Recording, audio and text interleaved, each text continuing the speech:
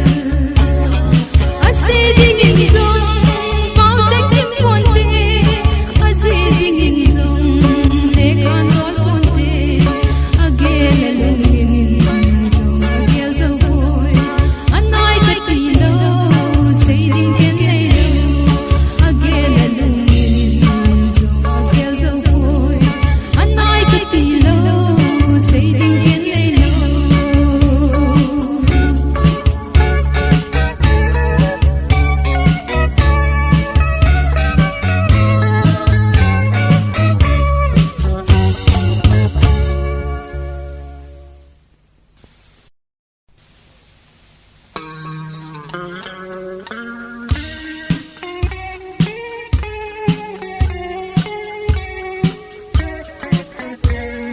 đi sen sang thum băng cả đốt cả ngày băng go đi băng đông thăng bên na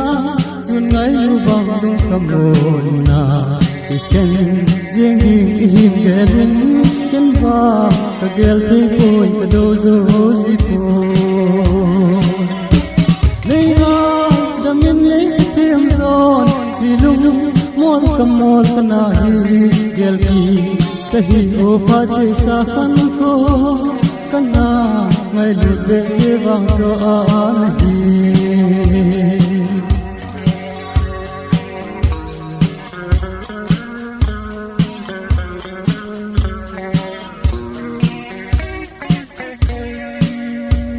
Chung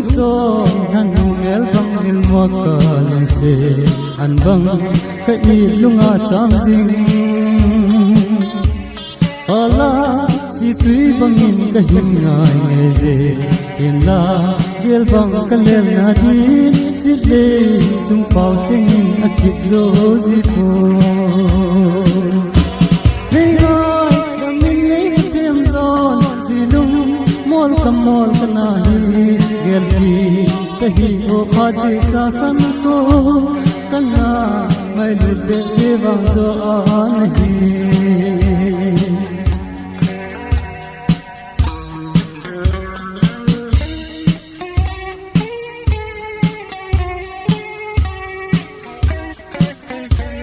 ikim gel nang lai ki hem zo te lo kan ko len lai eloi zinge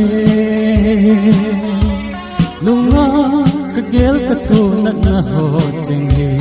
lathe hen u the chun ba ang la choi lo the di kahin gel ji ko Nei Ngaidam nei tem zon silung mol kamol kanahi gelki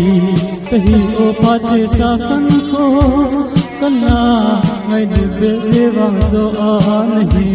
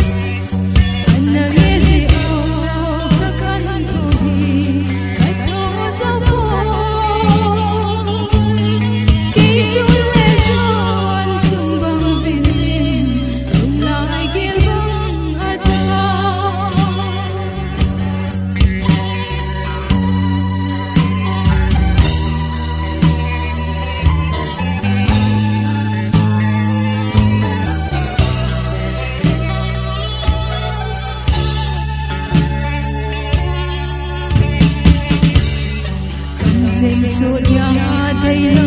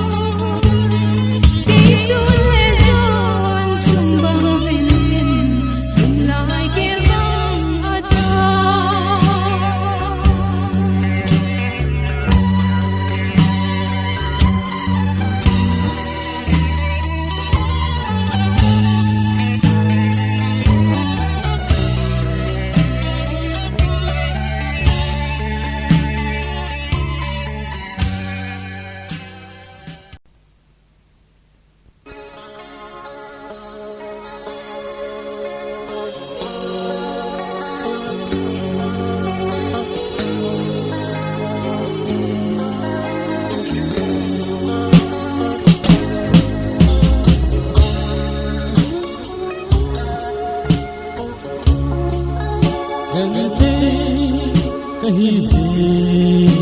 vangin sile nakai ng zalim nimbang ten kati sipo inang be zin kamo teko lung lai zin nei dalpo kalunggel ho ei dong zibe kan kutim tu kasay apoy kaleguti lonely alone in alone zita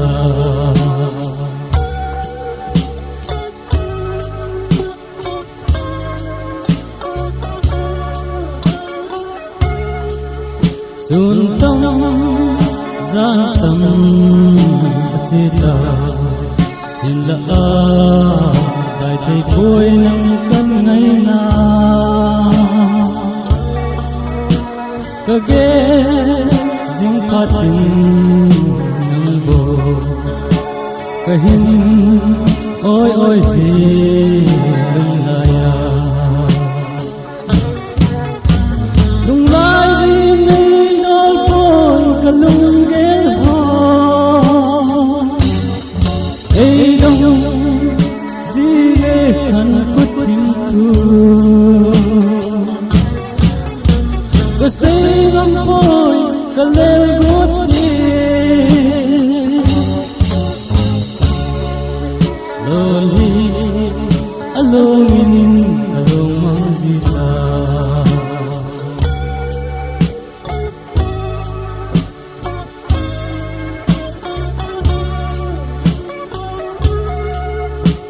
kage jing ikhan kochen kanga ese ota theko idang lungin e ulpo idang lungin e loiteko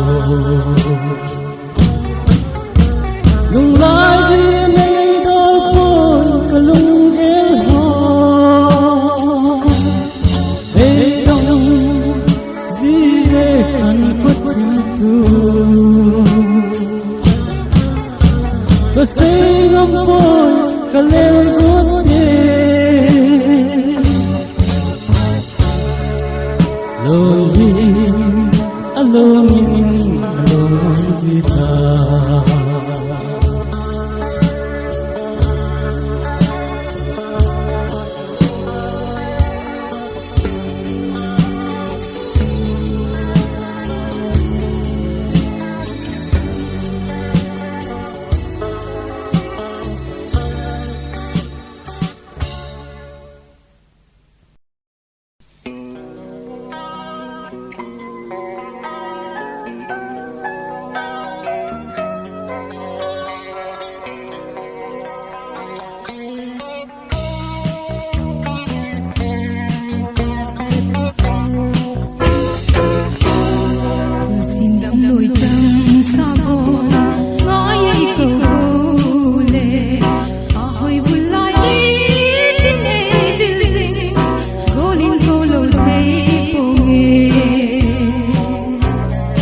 Asot Tangeiye,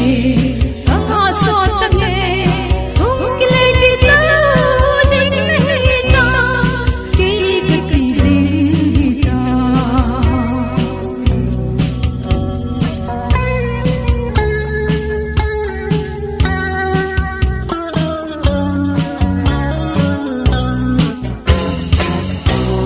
Atu bunggu akai loya,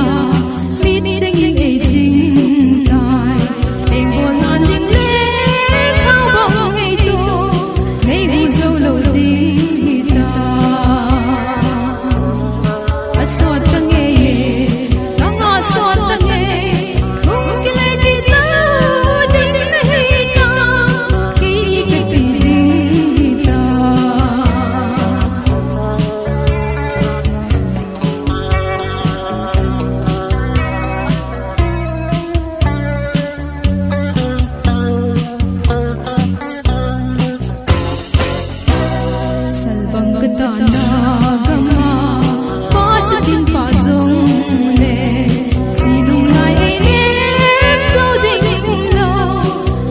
Laigilga Asot Tangeiye Asot Tangeiye Thumkile kita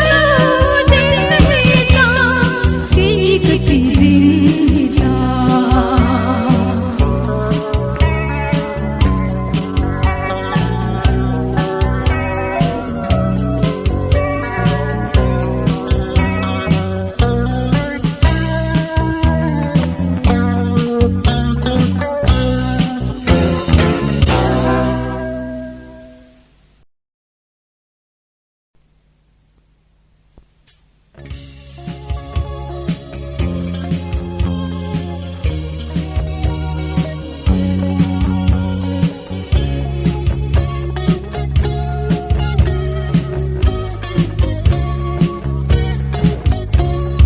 Janlai chung Chollhanu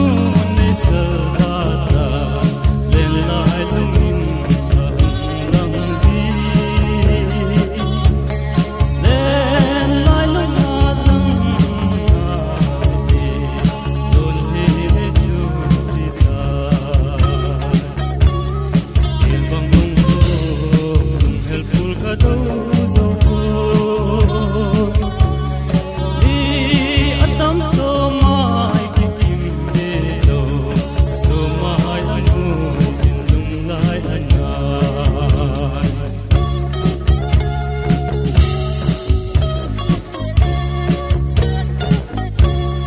lung hel san tu son noi ko pa zo do king de do se hel na se ko ba di kon pe pa lung lai ana de il bang hung do hel pul ka do zo mi atam so mai ki kim de do so mai anu sin lung lai ana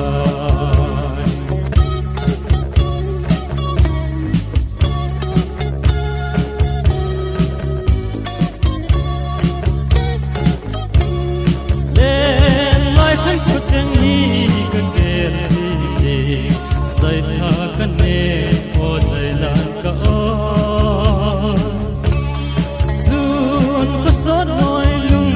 ka ke chi de lung nga lam do alang il bang hung do lung hel bul ka do zo mi atam so mai ki kim de do so mai anu sin lung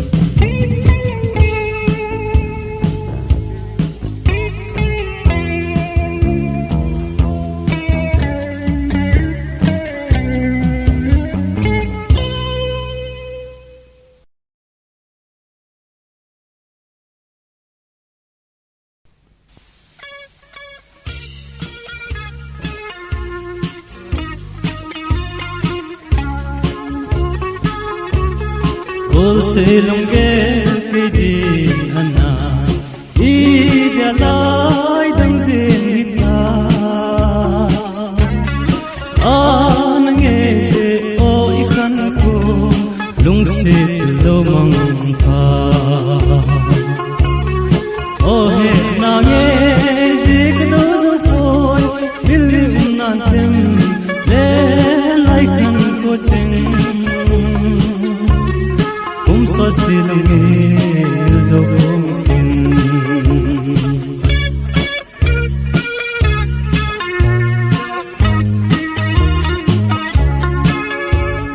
Jaila Laigilga Masa Hinkho Ipi itinin ko mangtang katem o he kagel zoko He nange zikdo zoko ilni unantem le laikan ko cheng Asot Tangeiye zokin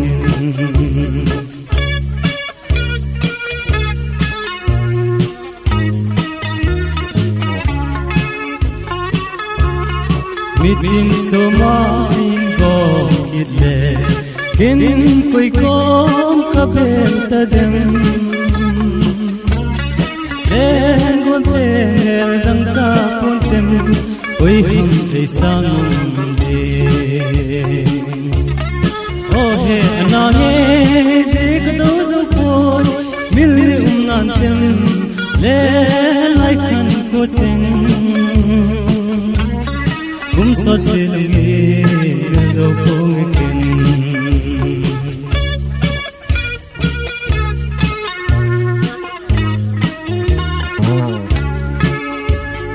Oi jano chulo ka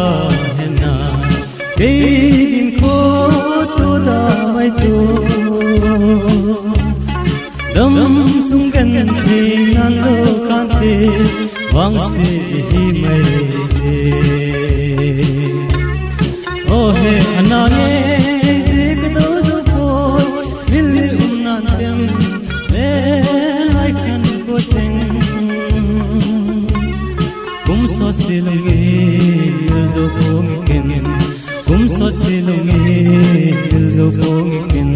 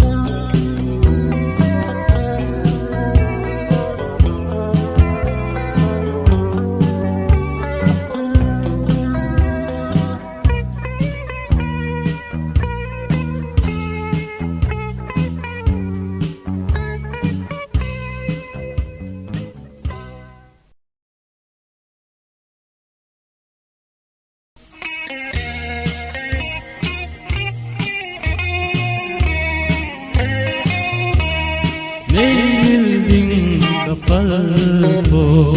ilakin kagel Genthei Hinkho Nei Milding kaphal po molai sa pangbangin hello lung lai le mai do Genthei ki ja zo ni mai hen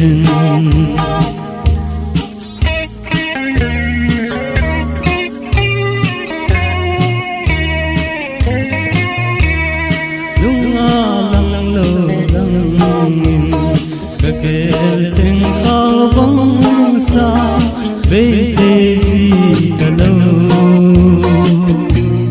san ko soni len langal kon doni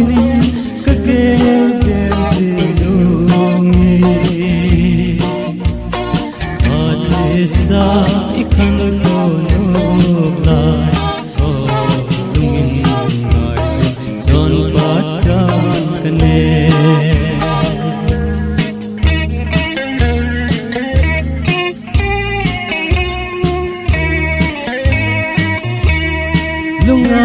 kagel hohi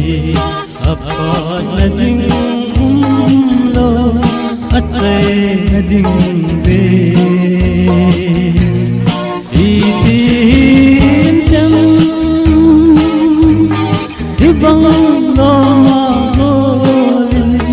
kan kegelunga atin Milding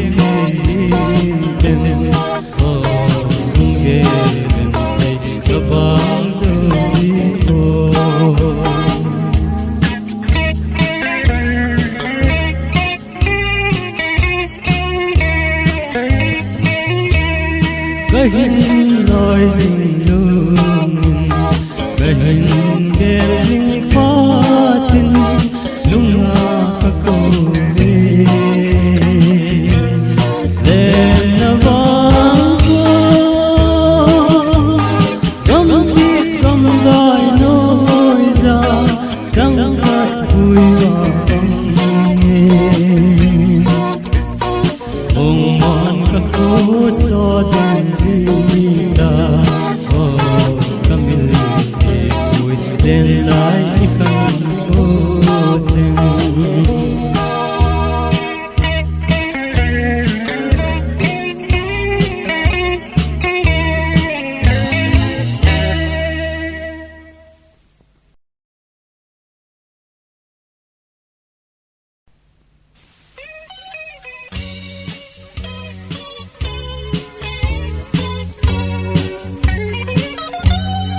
Tahsa Dammona kun lai kaloi lai ko Lunggel mang leva kathon lai zong kamil the po kahin gel jmi lunghu kasam ji o asot tangeiye kun lai kaloi asin zong pau sen kim ponte azin zong le khandol ponte agel zo anai kati lo segin kenulo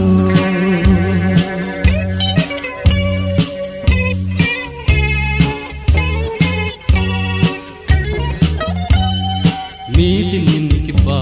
no ko ahe no se lung se zong ken lo lung agul sing in the Lunggel bang chang sing te lo hem ko na ahit ti do thi mai he asin zong pau sen kim ponte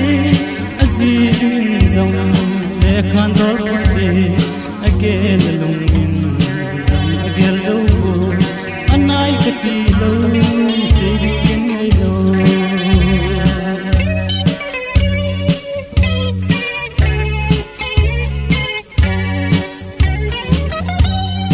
Gol Selunggel dangin dam chom